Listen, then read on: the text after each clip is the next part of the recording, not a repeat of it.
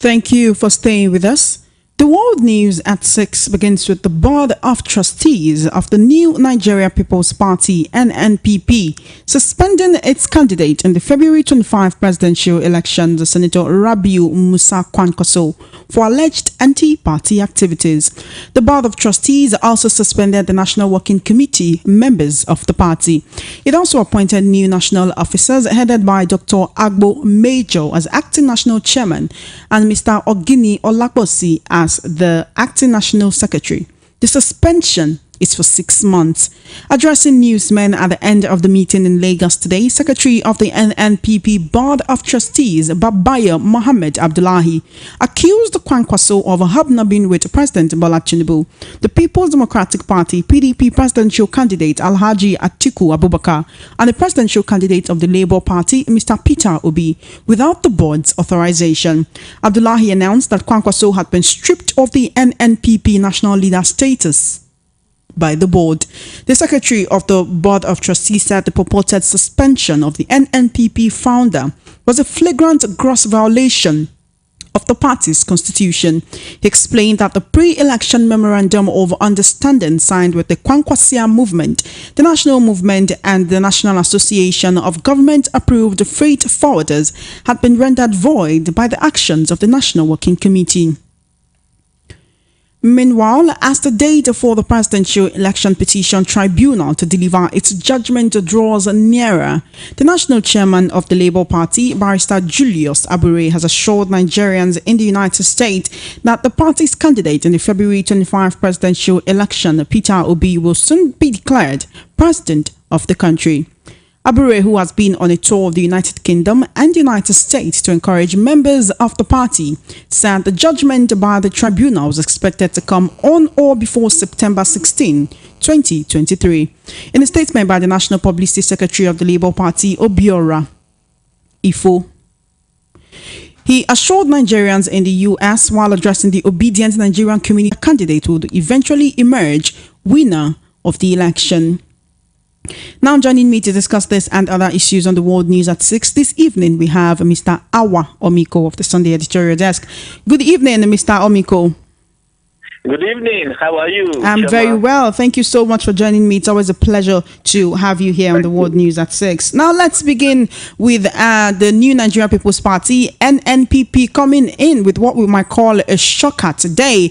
They have suspended their flag bearer for the February 25 presidential election. I'm talking about Rabiu Musa Kwankwaso over anti-party activities. The NNPP premised this suspension on the fact that they said Kwankwaso was hobnobbing with President Bola Tinubu and the APC, with PDP presidential candidate Atiku Abubakar and the Labour Party presidential candidate Peter Obi without the board's authorization. That means all the talks of an alliance, all the talks of a possible merger, Kwankwaso was doing all of this on his own, as the party has alleged, and they had to dissolve the National Working Committee for going ahead to do what they have done without the authorization and without the backing of the Board of Trustees. Really, Kwankwaso was the flag bearer of the party in this year's election, and right now he's been suspended for 6 months. What really does this entail, and what does this spell for the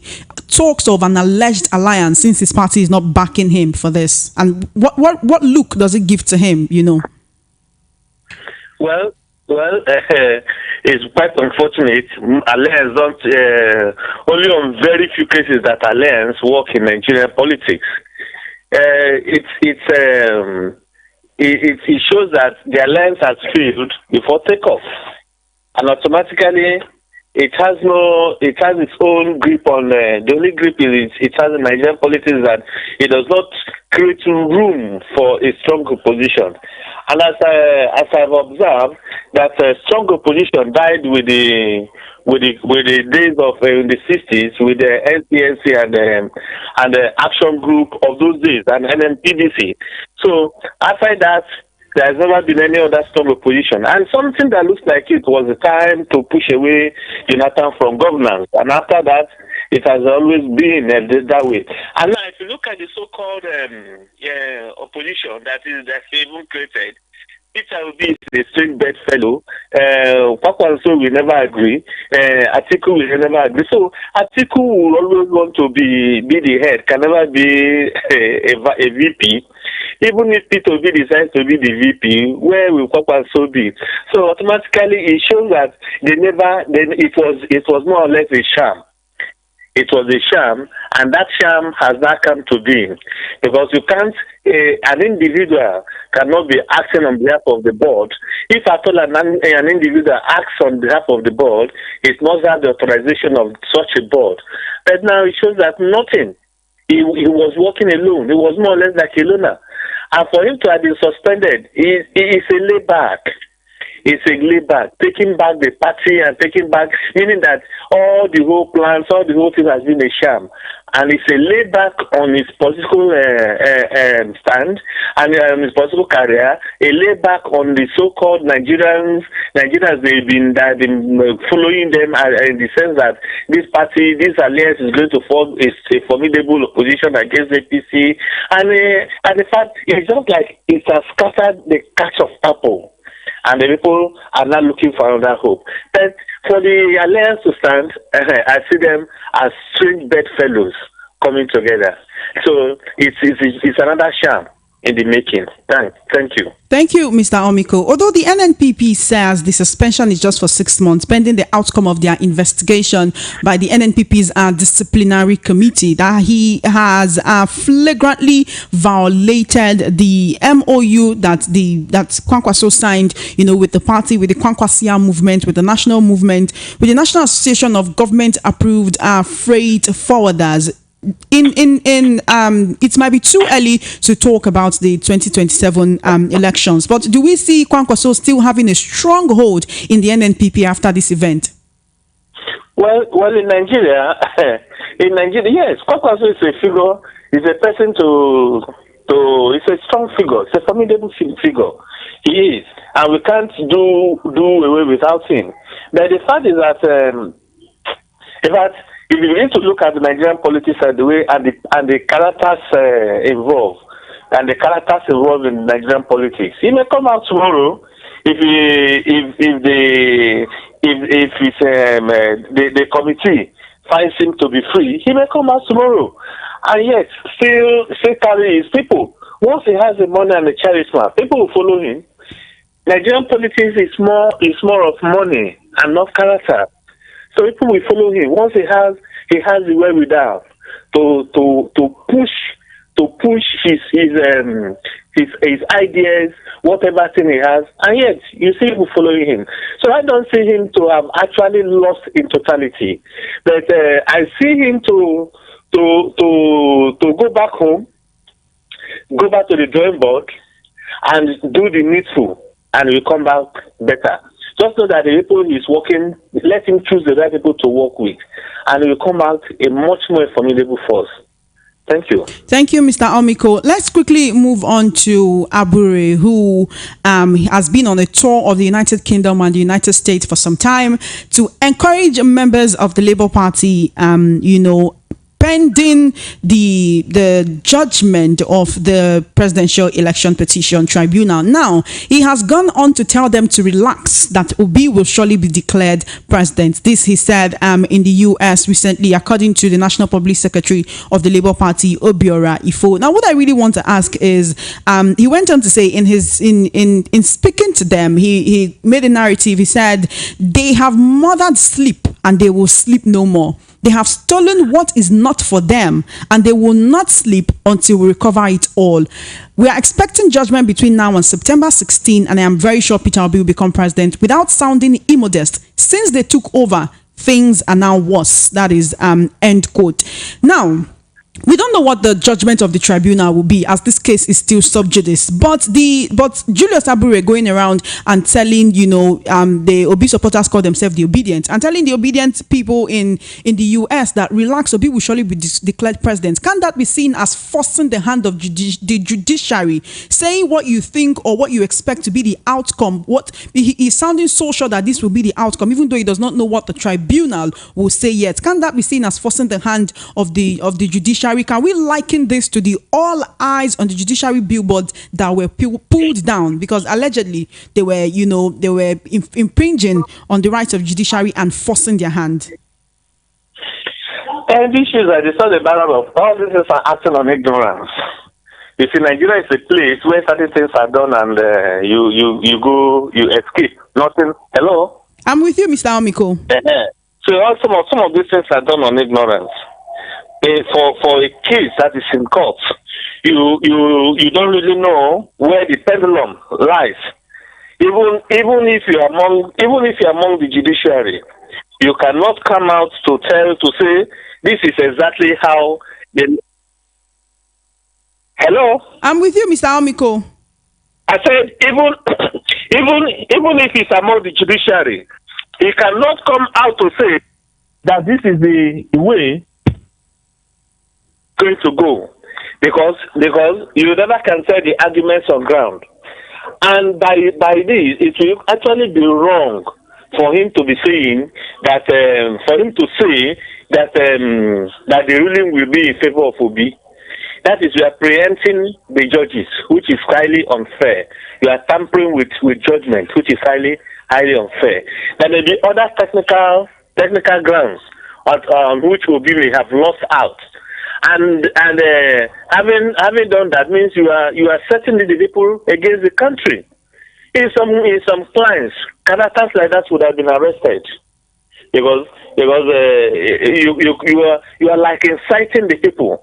If the judgment goes against Obi, those who have incited and perhaps collected money from them, what would they now do? So there are certain things that we are not getting right. As far as we know that the last election had a lot of malpractices. It is not fit for us to start passing judgment by now, especially in a case that is in the tribunal. We should still wait. There will be some technical knockouts to it. Hello. I'm with you, Mr. Omiko. I'm with you, sir. Yes. There may be some technical there may be some technical points. There may be some gray areas which majority of us may not know, but which the judges, peradventure, because of their level, have already known those things and know where the pendulum will swing to. So preempting judgment is not fair. It's not democratic. It is anti-judiciary, and it's liable. From what he has done, from what he's doing, he has played foul of the law, which is not proper. But if peradventure the judgment goes towards the way he has predicted, well, all well and good. This is not the first time. All well and good. He can step down. At least it happened in Anambra. Anambra is a micro Nigeria. It happened in Anambra during the time of Ngigi, and we saw what happened. People may say that is at the state level. Yes, what played out at the state level may actually play out at the national level, undermining all the ministers and the directors that have been appointed. It can be played out because irrespective of that. So we can say that he should wait before deciding. And yet, if at the way, if the panel said no, we want a by-election or whatever, we want another election to replay. Government, let's leave the judgment to the tribunal, and let us see, instead of preempting them and citing the polity, which is not fair to all concerned. Thank you, Mr. Omiko. Now let's move on to this particular issue that has been going on for some time. The People's Democratic Party, PDP, in Zamfara State has condemned the alleged plan of the All Progressives Congress, the APC, in the state to influence the yet-to-be-announced judgment of the Election Petition Tribunal in its favor. Addressing newsmen in Guzau, the state capital, the acting state chairman of the PDP, Mukhtar Mohammed Luga, alleged that the All Progressives Congress was planning to make the state ungovernable for the ruling party. He said the state APC has been blackmailing all the activities of the ruling party in the state. The PDP chairman alleged that in a widely circulated audio recording, a staunch APC supporter, Malam Anas Anka, the managing director of Thunder Blowers, an online TV station, openly boasted about how he was contacted by the former governor, Abdulaziz Yari. He claimed that the former governor was reported to have planned to bribe and influence members of the State House of Assembly to commence the impeachment proceedings against Governor Dauda Lawal. Now, Mr. Omiko, this is taking place in Zamfara State, where a tribunal has also been set up and has been going on for a while now between the candidate of the PDP and the APC in this year's governorship elections. The victory of the PDP candidate it has been a source of contention. It's been a reason for contention in the state. Now, the PDP has come out to say that the APC is trying to bribe judges. Making statement like this without any atom of proof, even though they say, oh, there is a widely circulated audio recording of somebody saying that this is what is going to happen, and this has not been proven to be this particular person. We don't know if the audio has been distorted. Coming out to make allegations like this without following it off with actually a strong proof. Isn't this a situation whereby people are now on their toes and then looking at the judiciary with a kind of negative outlook, even if this is true or not? And the PDP has directed their lawyers to file an appeal, hoping that judiciary will seize the opportunity to, according to them, correct any potential reason for miscarriage of justice. I'd like you to speak on this, Mr. Omiko, sir. Well, you see, it still goes back to what I said earlier on. You see, in some situations, now a case with the tribunal is a body recognized by law of Nigeria, and since it is recognized, it tantamounts breaking the laws of the tribunal. I mean, preempting their judgment is tantamount to preempting the judgments of any court in the country, and which is not proper. And which is not the proper thing to do. But in this case, since there is an alibi, maybe there's a case that says, oh, this person did this, is the APC, they're accusing PDP and PDP, that's a counter accusation. The tribunal should stop and look into those accusations and look at how true they are. And if are true, the people involved should be brought to book. But if it is equally falsehood, which is an attempt to jeopardize the judgments of the judiciary, which means those people are acting in bad blood. They should equally be brought before the law and dealt with. In a case where such is not done, it is a way of inciting the people against the government, and it is at that point you will not see the video circulating or making the rounds is actually being done, is playing out in bad blood, and the people should be dealt with. But in this case, because if the judgment does not go as planned, people will say yes, it was based on what they have initially predicted. Please, our institutions should be strong and look into issues like this, and don't allow anything to jeopardize the judgment of the tribunals. Let us act and leave them to carry out their judgments, their roles as set up. If they are not, I don't think fairness, and I don't think the truth will ever come to be.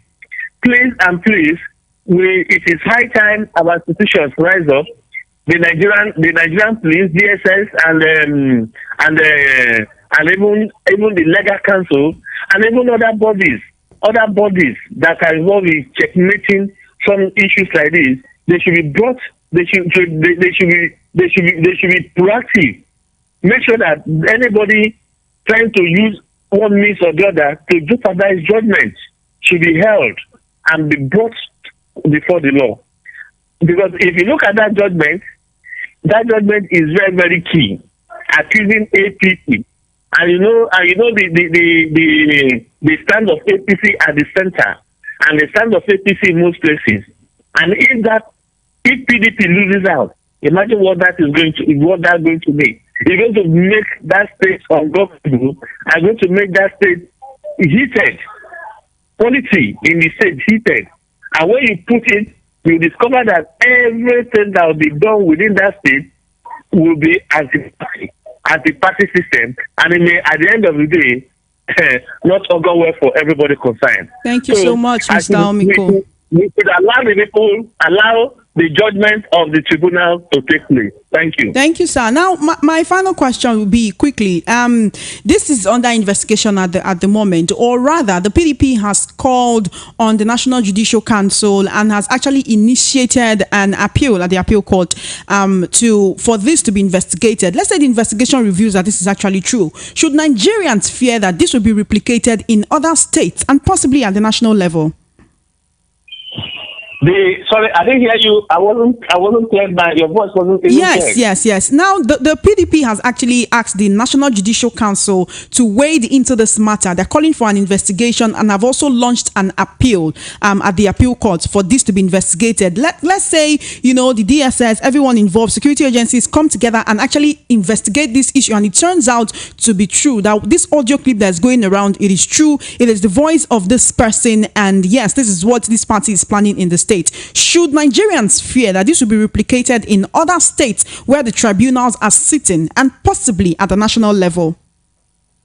No, very good, very good. You see, there's what is called distractions. There's what is called distractions. And distractions is the main aim of distraction is to make sure that the real thing. Hello? I'm with you, Mr. Omiko. Hello? I'm with you, sir. Okay, thank you. These are all distractions to make sure that the tribunal, the justice, those holding, making decisions for the tribunal, to make sure that their mind are biased. It's just to make sure that the people become to say, something like this that has happened. As a result of that, we're going to take this decision. Is to make sure that the case at hand is jeopardized. And in the process of trying to jeopardize the case, they will not pass on a true judgment. In this case, that's why I said the Judiciary Council, the Legal Council, the Security Council, even those in charge of communications, and those that are in charge of allowing such things to circulate should be questioned and know how the authenticity of the video, and know how it truly it is. And if the things there are true, then there's no need for judgment. They will not accept it. We'll put it as a pari passu to other facts gathered. Now, if you say you bring in this to other states, that is what we say the people there should be checked. And once the people there are checked, to avoid manipulation of justice. Because if you allow it, if you handle this one with a child group, you say it's going to multiply and multiplicate itself in all the states. And before you know it, it will even multiply to the extent of going to the national. And once it gets to the national, there will be nothing ever will come out of it. Because if you're going to believe that judiciary and is going to give the judiciary there'll be a miscarriage of judiciary, because the judiciary will now the videos will now stand as a judgment before judgment, and it's going to create biasness in the minds of the citizens and biasness in the minds of the politicians, and make people believe an assertion that the judiciary is not doing their work. And for judiciary to be effective, all these institutions we have earlier on mentioned must actually be proactive, so that they will not allow anything to jeopardize their work and their judgment. Thank you so dearly, Mr. Awa Omiko, for joining me on the World News at 6. I do appreciate your presence and your input. Thank you. Thank you.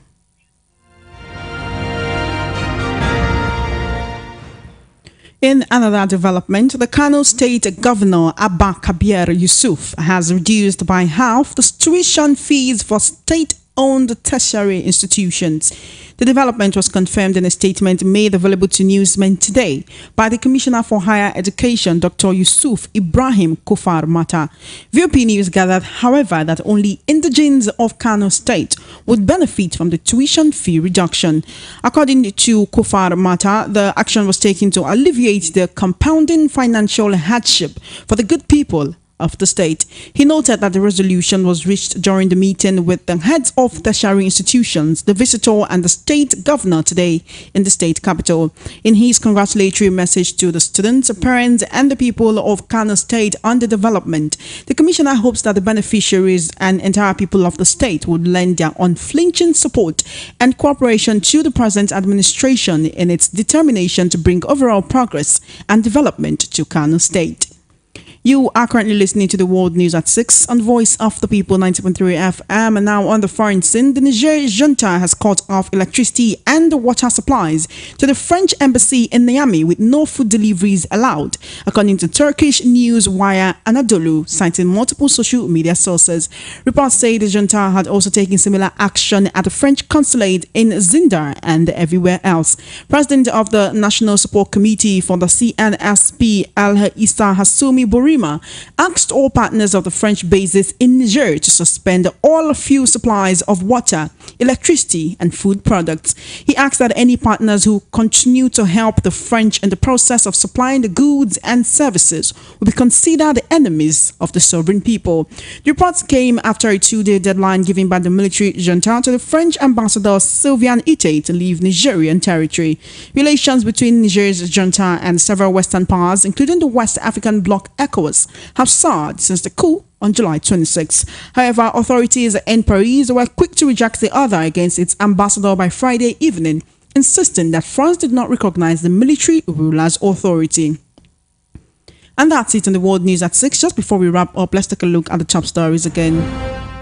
You heard that the NNPP has suspended Kwankwaso over alleged anti-party activities. Relax, Obi will be president, Abure assures Nigerians in the US. PDP reacts over APC's alleged plot to bribe tribunal judges in Zamfara state. And on the foreign scene, Niger cuts off electricity and water supplies to the French embassy. And that is a wrap on the World News at 6. My name is Ijeoma Innocent. Please follow our social media handles at VOP903FM. For coverage of your live event and brand news mentions on the news bulletins, do send a mail to news@voiceofthepeople.ng. Good evening and thank you for listening.